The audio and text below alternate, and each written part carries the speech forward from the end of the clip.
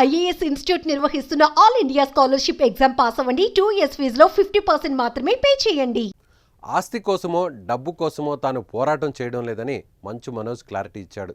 తనను తొక్కేయడానికి భార్యా పిల్లల అంశాన్ని తీసుకొస్తున్నారని ఆరోపించారు. కుటుంబ వివాదం నేపథ్యంలో జల్పల్లిలో మనోజ్ మీడియాతో మాట్లాడారు.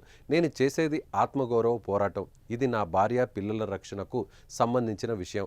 నన్ను అణగదొక్కేందుకు నా భార్యను బెదిరింపులకు గురి చేయడం, నా 7 నెలల పాపను దీనిలోకి లాగడం, నా పిల్లలు ఇంట్లో ఉండగానే ఇలా ప్రవర్తించడం సరికాదు. పోలీసుల వద్దకు వెళ్ళి రక్షణ కోరాను. నాకు అన్ని విధాల రక్షణ కల్పిస్తామనే వారు నా మనుషులను బెదరగొట్టి వేరే వాళ్ళను లోపలికి పంపించారు.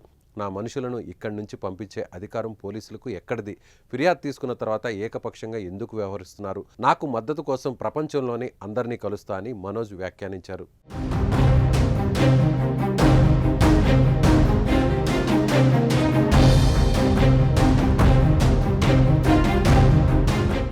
ఇక మంచు కుటుంబంలో జరుగుతున్న వివాదం చర్చనీయాంశంగా మారింది.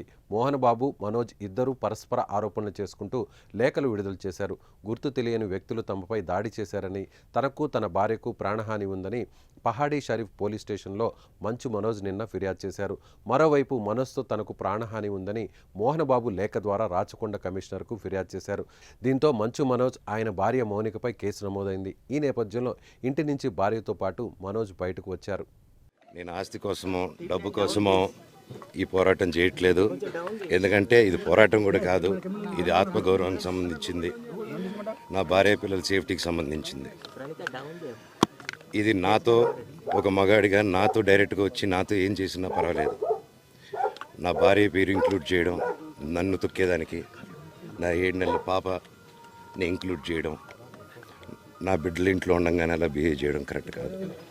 ఈరోజు పోలీస్ దగ్గరికి నేను వెళ్ళి ప్రొటెక్షన్ అడిగాను. నేను మొన్న వచ్చి అడిగినప్పుడు మీకు అన్ని ఎవిడెన్స్లు ఇస్తాను.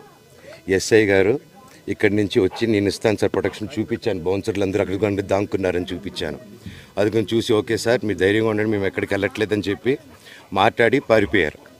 ఇప్పుడు కానిస్టేబుల్స్ వచ్చి అందరూ నా మనుషులందరినీ భయపించి ఇప్పుడు వాళ్ళ పేర్లు తీసుకొని బెదరగొట్టి మా మనుషులు పంపించేసి వేరే బాడీ గార్డ్ లోపల పంపించున్నారు సార్. ఫస్ట్ డిపార్ట్మెంట్ ఎందుకు వన్ సైడ్ తీసుకుంటున్నారు? కంప్లైంట్ తీసుకున్న తర్వాత వాళ్ళకి ఏ అధికారం ఉంది? నా ప్రొటెక్ట్ చేసే మనుషుల్ని పంపించేదానికి అధికారం ఏముంది? ప్రపంచంలో నా అందరినీ కలుస్తాను సార్, బయలుదేరు.